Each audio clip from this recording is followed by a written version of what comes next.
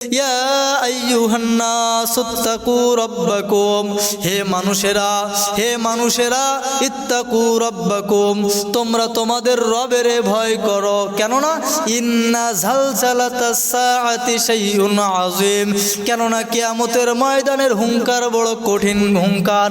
কিয়ামতের ময়দানে আল্লাহ পাক রব্বুল আলামিন লিমানিল মুলকুল ইয়াউম লিল্লাহিল ওয়াহিদিল কাহ্হার, আল্লাহ পাক রব্বুল আলামিন কাহ্হারিয়াতের আওয়াজ দিয়ে বলবে আজকে শুধু রাজত্ব আমার। কোথায় খালেদা জিয়া, কোথায় হাসিনা, কোথায় নরেন্দ্র মোদি, কোথায় ডোনাল্ড ট্রাম্প, আবার কোথায় বড় বড় ক্ষমতাশীলরা, কোথায় তোমরা? আসো আজকে তোমাদের কোনো রাজত্ব থাকলে আমি আল্লাহর সামনে কথা বলো। কেউ কোনো কথা বলতে পারবে না, একমাত্র আল্লাহ পাক রব্বুল আলামিন আবার জবাব দিয়ে বলবে লিমানিল মুলকুল ইয়াউম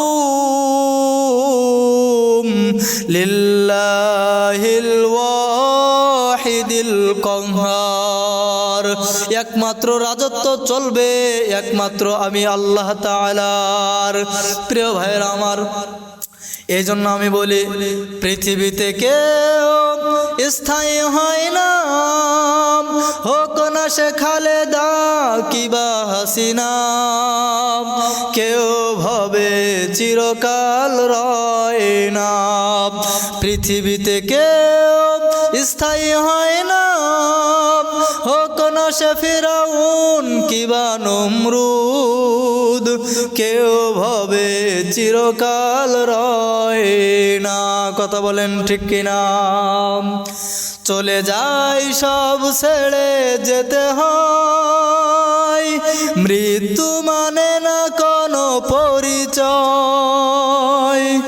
চলে যাই সব ছেড়ে যেতে হয়, মৃত্যু মানে না কোনো পরিচয়। সব রাজা মহারাজা আর মহাবীর, সব রাজা মহারাজা আর মহাবীর, কাউকে সে অবকাশ দেয় না। পৃথিবীতে কেউ স্থায়ী হয় না, হোক না সে খালেদা কিবা হাসিনা, কেউ ভাবে চিরকাল রয় না। পৃথিবীতে কেউ স্থায়ী হয় না, হোক না সে ফিরাউন কিবা নমরুদ, কেউ ভাবে চিরকাল রয় না।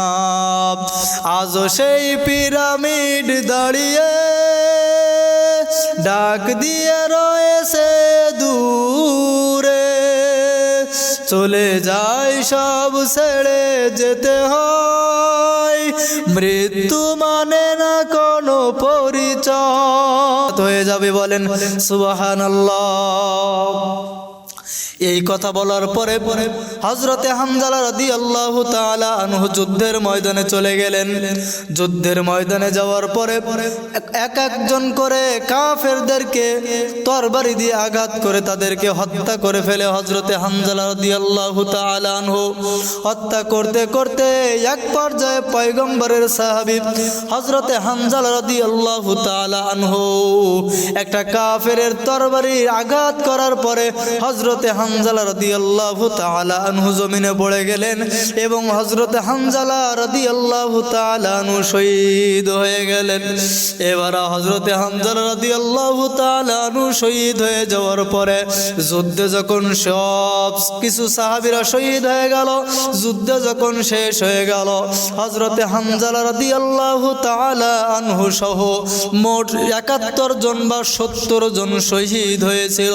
এবার আল্লাহর নবী যুদ্ধে শেষে বলতেছে আমার সব সাহাবীদেরকে এখন এক জায়গায় করো, আমার সব সাহাবীদেরকে আমি আজকে জানাজার নামাজ আমি পড়ায় দেব। আল্লাহ পাক রব্বুল আলামিন দেখেন জানাজার নামাজের হুকুম হলো ওয়া মাইয়ুকতালু ফি সাবিলিল্লাহি আমওয়াত বাল আহইয়াউ ওয়ালাকিন লা তাশুরুন, যুদ্ধের ময়দানে যারা শহীদ হয়ে যাবে তোমরা তাদেরকে মৃত বলো না। আল্লাহর পয়গম্বর এখানে এখানে বললেন না যে আমার হানজালা সহ যারা শহীদ হয়ে গেছে এদেরকে গোসল করানোর পরে জানাজা দিয়ে দেব। আল্লাহর পয়গম্বর এই কথা বললেন না। আল্লাহর পয়গম্বর বললেন আমি তাদেরকে জানাজার নামাজ পড়াবো, আমি তাদের জানাজা দিয়ে দেব। এখন প্রশ্ন হলো আল্লাহর পয়গম্বর এখানে জানাজার কথা বললেন কিন্তু গোসলের কথা কেন বললেন না? একটা জিনিস, একটা মাসালা খুব সুন্দরভাবে স্পষ্টভাবে আপনারা শুনে নেন। যারা আল্লাহর রাস্তায় শহীদ হয়ে যায় এদেরকে গোসল করা লাগে না, কারণ এরা পবিত্র। বাল আহইয়াউ ওয়ালাকিন লা তাশউরুন।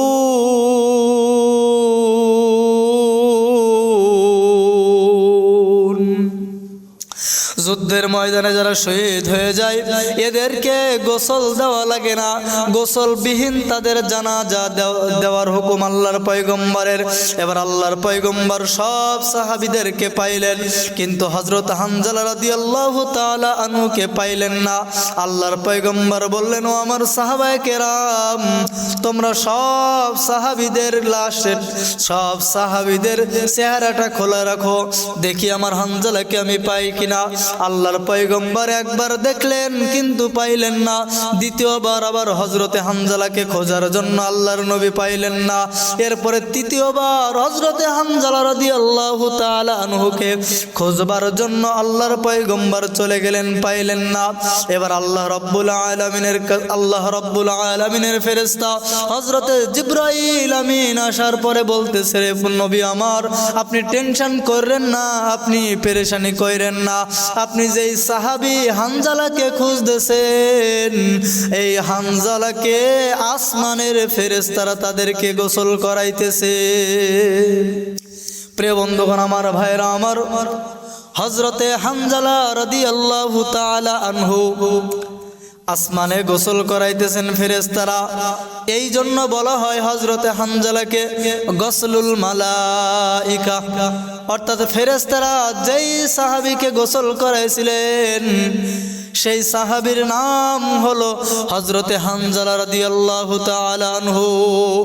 আল্লাহর পয়গম্বর এবার সব সাহাবীদেরকে বলতেছে, সাহাবীরা তোমরা আর খোঁজার জন্য দূরে কোথাও যেও না, তোমরা দূরে কোথাও হানজালার লাশটাকে খোঁজার জন্য যেও না, কারণ ইতিমধ্যে হযরতে জিবরাইল আমিন নবীর কাছে এসে এলান করে দিয়েছে, ওহীর মাধ্যমে আমাকে জানিয়ে দিয়েছে হযরতে হানজালার জানাজা জমিনের কোনো পানি দ্বারা হবে না।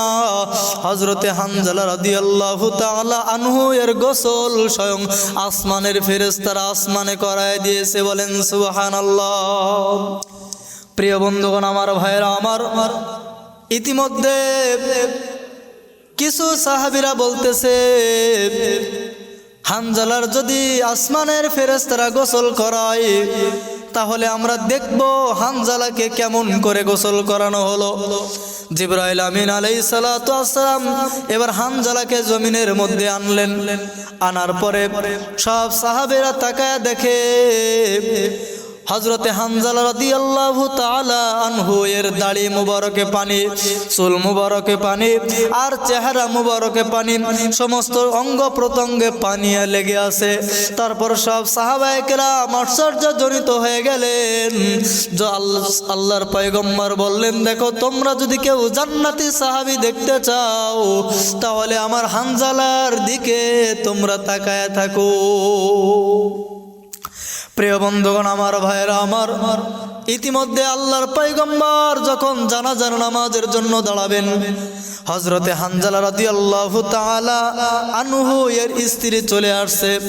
এসেছে পয়গম্বর, ও আল্লাহর নবী, আপনি আমার স্বামীর গোসল বিহীন আমার স্বামীরে আপনি জানাজা দিবেন না। তখন আল্লাহর পয়গম্বর বলেন, কেন দেওয়া হবে না মাগো? তখন হানজালা রাদিয়াল্লাহু তাআলা আনহু এর বিবি বলতেছে, আমার সাথে সহবাস করছে আপনার সাহাবী, সহবাস করার পরে গোসল করতে চলে গেলেন, পুকুরের কিনারায় যখন সে গোসল করা আরম্ভ করবেন, কে যেন কানে কানে, কে যেন আকাশে বাতাসে মুখরিত আওয়াজ দিয়া কে যেন বলতেছে, আল্লাহর নবী মদিনায় উহুদ যুদ্ধে কেমন যেন শহীদ হয়ে যাইতেছে, কাফেররা আল্লাহর নবীকে অ্যাটাক করে ফেলতেছে, চতুর্দিক থেকে আল্লাহর নবীকে হত্যা করার জন্য পরিকল্পনা চলতেছে। তোমরা যদি আল্লাহ এবং তার রাসূলের উপরে ঈমান এনে থাকো, তাহলে তোমরা সব কাজ ফেলিয়া তোমরা আল্লাহর পয়গম্বরকে বাঁচানোর জন্য চলে যাও। এই কথা শোনার পরে আমার স্বামী সোজা আমার কাছে চলে গেল। আপনার পয়গম্বর আপনার সাহাবী হানজালা তার নিজের চেহারাটা শেষবার পর্যন্ত আমাকে দেখাইলেন না, বরঞ্চ আপনার হানজালা সাহাবী ওখান থেকে চলে গেলেন। এই কথা শোনার সাথে সাথে আল্লাহর পয়গম্বরের দু চোখ বেয়ে বেয়ে পানি পড়ে আর বলে, ও মাগো, একজন সাহাবী একজন নবীর প্রতি এমন মায়া কি থাকতে পারে? তখন হযরতে হানজালার বিবি বলে, ও গো মায়ার নবী, কলিজা দিয়ে আমার স্বামী আপনাকে ভালোবাসতো। আপনার কথা শোনার সাথে সাথে আমার স্বামী যুদ্ধের ময়দানে চলে গেল আর যুদ্ধের ময়দান থেকে লাশ হইয়া ফিরে আসছে। তখন আল্লাহর পয়গম্বর বলে, মাগো তুমি টেনশন করো না, মাগো তুমি পেরেশানি করো না, আল্লাহ পাক রব্বুল আলামিন ইন্নাল্লাহা মা'ানা, নিশ্চয় আল্লাহ তাআলা আমাদের সাথে আছে। কে সাথে আছে? আল্লাহ আমাদের সাথে আছে। এই কথা বলার পরে আল্লাহর পয়গম্বর জানাজা দিয়া হযরতে হানজালা রাদিয়াল্লাহু তাআলা আনহুকে কবরের মধ্যে দাফন করে দিলেন। এই জন্য প্রিয় বন্ধুগণ আমার, তাকায় দেখেন, একজন সাহাবী যদি এতটা কলিজা দিয়া আল্লাহর নবীকে ভালোবাসতে পারে, তাহলে আপনার আমার কি পরিমাণ মায়া দিয়ে, আপনার আমার কি পরিমাণ মহব্বত দিয়ে আল্লাহর পয়গম্বরকে ভালোবাসা লাগবে। আল্লাহ পাক রব্বুল আলামিনের পয়গম্বর বলেন, কেউ যদি তার নিজের পরিবার অর্থাৎ নিজের ছেলে, নিজের মেয়ে, নিজের স্ত্রী থেকে আমি নবীকে ভালো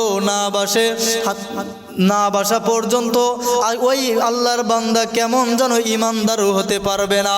কেউ যদি তোমাদের মধ্যে পরিপূর্ণ ঈমানদার হতে চায়, কেউ যদি তোমাদের মধ্যে পরিপূর্ণ ঈমানদার মুত্তাকি হতে চায়, সে যেন তার নিজের জানের থেকে, নিজের ছেলে নয়, নিজের মেয়ে নয়, নিজের স্ত্রী শুধুমাত্র নয়, সে যেন তার নিজের জীবনের চাইতে আমি নবীকে ভালোবাসে। প্রিয় বন্ধুগণ আমার, তাহলে আল্লাহর নবীকে সাহাবায়ে কেরাম যেমন ভালোবাসছে, আপনার আমারও কিন্তু সেই রকম ভালোবাসা দরকার। এই জন্য আল্লাহ পাক রব্বুল আলামিন সূরাতুল বাকারার 2 নম্বর পৃষ্ঠায় আল্লাহ তাআলা বলে দিলেন, আমিনু কামা আমানান নাস। ঈমান যদি আনতে হয়, তাহলে আল্লাহর পয়গম্বরের সাহাবায়ে কেরামের মতো ঈমান আনো। ঈমান যদি আনতে হয়, পয়গম্বরের সাহাবায়ে কেরামের মতো ঈমান আনো। কারণ পয়গম্বরের সাহাবায়ে কেরামের মতো ঈমান যদি আপনি আমি আনতে পারি, আল্লাহ পাক রব্বুল আলামিন সাহাবায়ে কেরামের উপরে সন্তুষ্ট হয়ে আল্লাহ নিজেই জানায়া দিলেন, রাদিয়াল্লাহু তাআলা আনহুম ওয়া রাদু আন। আমি আমার পয়গম্বরের সাহাবায়ে কেরামের উপরে আমি আল্লাহ সন্তুষ্ট, আমার নবী সন্তুষ্ট, আর প্রত্যেকটা সাহাবায়ে কেরাম আমার নবীর উপরেও সন্তুষ্ট, এবং আমি আল্লাহ তাআলার উপরে সন্তুষ্ট হয়ে গেল। একটা কারণে, যালিকা লিমান খাশিয়া রাব্বা, শুধুমাত্র আমি আল্লাহ পাক রব্বুল আলামিনকে ভয় করার কারণে। প্রিয় বন্ধুগণ আমার, এই জন্য আল্লাহ পাক রব্বুল আলামিন অপর এক জায়গায় বলেন, লিয়াউমিন আযীম, কিয়ামতের ময়দানটা হবে কঠিন ময়দান। কেননা ইয়াউমা ইয়াকুমুন নাসু লিরাব্বিল আলামিন, কিয়ামতের ময়দানে আল্লাহর সামনে দাঁড়ানো লাগবে। আল্লাহর সামনে যারা দাঁড়ানোর ভয় যাদের ইখলাস অন্তরে থাকবে, আল্লাহ পাক রব্বুল আলামিনের সামনে দাঁড়ানোর ফিকির যাদের অন্তরের মধ্যে থাকবে, ভয় যাদের অন্তরের মধ্যে থাকবে, এরাই কেবলমাত্র আল্লাহর জান্নাত পাবে, তাছাড়া কেউ জান্নাত পাবে না। আল্লাহ পাক রব্বুল আলামিন অপর এক জায়গায় বলেন, ঠিক কিনা বলেন? ও ভাই, আজকে দুনিয়ার রাজত্ব আজকে এমপিরা রাজত্ব দেখায়, খালেদা জিয়া রাজত্ব যখন পায় শাসন আমলে রাজত্ব দেখায়, শেখ হাসিনা রাজত্ব দেখায়, এখন ডক্টর ইউনূস সেও রাজত্ব দেখায়। কিন্তু আল্লাহ পাক রব্বুল আলামিন বলে রাজত্ব একমাত্র আমি আল্লাহ তাআলার রাজত্ব। লিমানিল মুলকুল ইয়াউম লিল্লাহিল ওয়াহিদিল কাহার। রাজত্ব একমাত্র আমি আল্লাহর রাজত্ব চলবে, আমি আল্লাহ ছাড়া অন্য কারোর রাজত্ব চলবে না। আরে আমি আল্লাহর সামনে কারোর রাজত্ব টিকবেই না। প্রিয় বন্ধুগণ আমার, আল্লাহ পাক রব্বুল আলামিন বলেন ইন্না জালজালাতাস সাআতি শাইউন আযীম। কিয়ামতের ময়দানের হুঙ্কার বড় কঠিন হুঙ্কার হবে। ইয়াউমা ইয়াফিরুল মারউ মিন আখিহি ওয়া উম্মিহি ওয়া আবিহি ওয়া সাহিবাতিহি ওয়া বানিহি। কিয়ামতের ময়দান যেদিন কায়েম হয়ে যাবে, মানুষগুলো এক শুধু ডানের দিকে কেউ ছুটতে থাকবে, আবার কেউ বামের দিকে ছুটতে থাকবে। বাবা টেনশন পেরেশানি হয়ে তার স্ত্রীর কাছে চলে যাবে, স্ত্রী পেরেশানি হয়ে তার স্বামীর কাছে চলে যাবে, সন্তান পেরেশানি হয়ে তার মায়ের কাছে যাবে, আবার কোনো সময় ভাইয়ের কাছে চলে যাবে, আবার বোনের কাছে চলে যাবে। কিন্তু কেউ তার সাড়া দিবে না। শুধু ছেলের কাছে গিয়ে বলবে আমাকে একটা নেকি দাও, একটা নেকি দিলে আল্লাহ তাআলা আমারে জান্নাতে দিবে। ও প্রিয় বন্ধুগণ আমার, আল্লাহ পাক রব্বুল আলামিনের প্রিয় বান্দারা, আমার কথাগুলো দিলের কান লাগা শ্রবণ করবেন। মহান আল্লাহ পাক রব্বুল আলামিন কিয়ামতের ময়দানটা কেমন যেন থরথর করে কাঁপতে থাকবে। আল্লাহর পয়গম্বর যখন এই বয়ানটা করলেন, হাদিস পয়গম্বর যখন বয়ানটা করলেন, আম্মা জান আয়েশা রাদিয়াল্লাহু তাআলা আনহা বলেন পয়গম্বর কিয়ামতের ময়দানে আমিও কি থরথর করে কাঁপব? আল্লাহর পয়গম্বর বললেন আয়েশা রে, তোমারও কিন্তু কিয়ামতের ময়দানে উলঙ্গ থাকা লাগবে। তখন আল্লাহ পাক রব্বুল আলামিনের এক আল্লাহর বান্দি পয়গম্বরের সাহাবী আম্মা জান আয়েশা বলতেছে ইয়া রাসূলুল্লাহ ইয়া হাবিবাল্লাহ উনজুর ইলা বাযিন ইলা বায। একজনকে আরেকজনের লজ্জাস্থানের দিকে তাকাবে না। আল্লাহর পয়গম্বর বলে ও আমার কলিজার বিবি আয়েশা রে, কিয়ামতের ময়দানে একজন আরেকজনের দিকে তাকাবে তো দূরের কথা, সবাই নিজের জায়গা থেকে নিজেই পেরেশানি থাকবে। ওয়াকুলু মূসা, কিয়ামতের ময়দানে মূসা নবীকে মূসা নবীও বলবে, मूसा नबी बोलबे या नफ्सी वयकुलु ईसा रूहुल्लाह नफ्सी नफ्सी। कियामतेर मयदाने ईसा पैगम्बर बोलबे नफ्सी नफ्सी। वयकुलु इब्राहिम खलीलुल्लाह नफ्सी नफ्सी। इब्राहिम खलीलुल्लाह पैगम्बर सेও नफ्सी नफ्सी बोलबे। वयकुलु यौमल कियामा, कियामतेर मयदाने आदम सफियुल्लाह नफ्सी नफ्सी। आदम सफियुल्लाह बोलबे नफ्सी नफ्सी। अल्लाह पाक रब्बुल आलमीन हजरत आदम থেকে নিয়ে যতগুলো নবী আল্লাহ তাআলা দুনিয়াতে পাঠাইছে সব নবীরা পর্যন্ত ইয়া নফসি নফসি বলবে।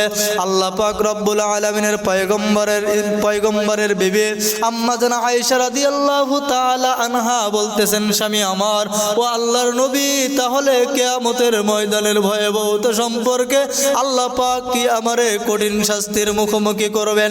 তখন হুজুর সাল্লাল্লাহু আলাইহি ওয়াসাল্লাম বললেন আয়েশা রে, কোনো টেনশন করার কোনো কারণ নাই, কোনো পেরেশানি করার কোনো কারণ নাই। আল্লাহ পাকের রব্বুল আলামিনের কাছে ঈমান আর আমল নিয়ে যদি অন্ধকার কবরে যাওয়া যায় তাহলে তোমার কবর নিয়ে কোনো টেনশন নাই, আবার আখিরাত নিয়ে কোনো টেনশন নাই। কারণ দুইটা জগৎ হবে, এক নাম্বার কবর, দুই নাম্বার হলো হাসরের ময়দান। কারণ হলো আল্লাহ পাক রব্বুল আলামিন সূরাতুত তাকাসুরের মধ্যে বলেন কাল্লা সাউফা তা'লামুন। এখানে কবরের এই কথা ইঙ্গিত করা হয়েছে, সুম্মা কাল্লা সাউফা তা'লামুন। আল্লাহ পাক এখানে হাসরের কথা আল্লাহ তাআলা এই আয়াতের দ্বারা বুঝিয়ে দিয়েছেন। তার মানে বোঝা গেল ভাইরা, কিয়ামতের ময়দানটা অত্যন্ত কঠিন ময়দান হবে। কিয়ামতের ময়দানে আপনি আমি যদি বাঁচতে চাই, জাহান্নামের আগুন থেকে যদি বাঁচতে চাই, ঈমান আর আমল নিয়ে অন্ধকার কবরে যেতে হবে। তাহলে আল্লাহ পাক রব্বুল আলামিন আপনাকে আমাকে হয়তো জান্নাতের বাসিন্দা বানিয়ে দিবেন। প্রিয় ভাইরা আমার, তাহলে বোঝা গেল কিয়ামতের ময়দানটা হলো কঠিন ময়দান হবে। ইন্না জালজালাতাস সাআতি শাইউন আযীম ইয়াউমা তারাউনাহা, সেই দিন কিয়ামতের ময়দানে দেখতে পারবা ইয়াউমা তারাউনাহা তাযহালু কুল্লু মুরদিয়াতিন আম্মা আরদাআত, মা তার গর্ভধারী মা তার স্তন দুধ পান করা অবস্থায় তার সন্তানকে ফেলে দিচ্ছে। ইয়াউমা তারাউনাহা তাযহালু কুল্লু মুরদিয়াতিন আম্মা আরদাআত ওয়া তাদাউ কুল্লু হামলিন হামলাহা, মানুষগুলো একবার ডান দিকে পড়ে, বাম দিকে একবার পড়তে থাকে, একবার ডান দিকে হেলে আবার বাম দিকে হেলে, একবার সামনের দিকে হেলে আবার একদিকে পিছনের দিকে হেলে। মানুষগুলো বলতে থাকে কি ব্যাপার কি ব্যাপার, এরা কি মদ পান করেছে নাকি? ওয়ামা হুম বিসুকারা, আল্লাহ পাক নিজেই জবাব দিয়ে বলবে এরা কেউ মদ পান করে নাই। ওয়ামা হুম বিসুকারা, এরা যদি মদ পান করতো তাহলে এরা এই অবস্থায় উঠতে পারতো না, এরা মূলত কেউ মদ পান করে নাই। আল্লাহ পাক রব্বুল আলামিন বলেন ইন্না আযাবি লাশাদীদ।